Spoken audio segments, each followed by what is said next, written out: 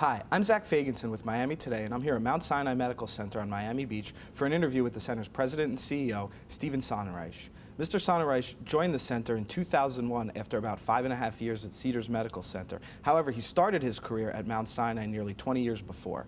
When he returned, the medical center was faced with serious challenges. However, through management overhauls and serious changes, he brought it back to profitability and is now ready to lead it through all the changes healthcare reform will bring. I think the greatest concern, that we have is the relationship between the federal government and the state with regard to funding Medicaid. We're watching the Medicaid program grow at an enormous rate.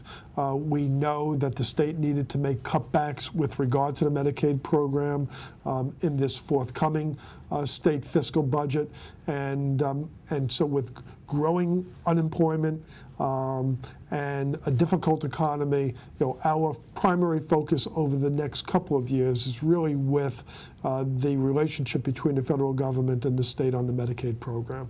The impact on the Medicare program is really going to be seen, further out.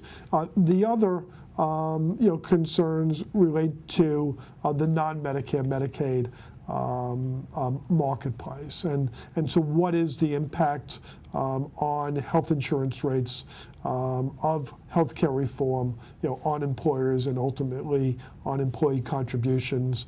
How are they going to be impacted with regard to deductibles and co-payments? And are health insurance rates going to continue to rise? We all know that if health insurance rates continue to rise, that is going to be counterproductive to restarting this economy.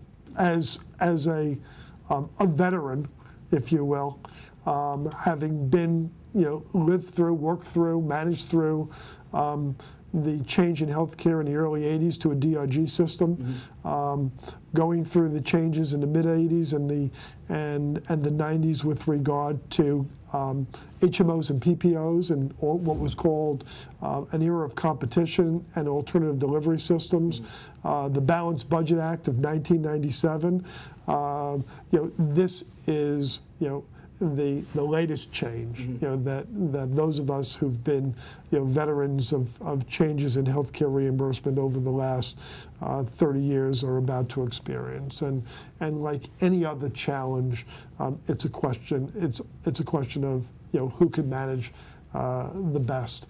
And we have a great management team, and we have a great medical staff, and we'll watch all of these changes very carefully, and we'll fine-tune our organization to adapt to change. Great management teams do that.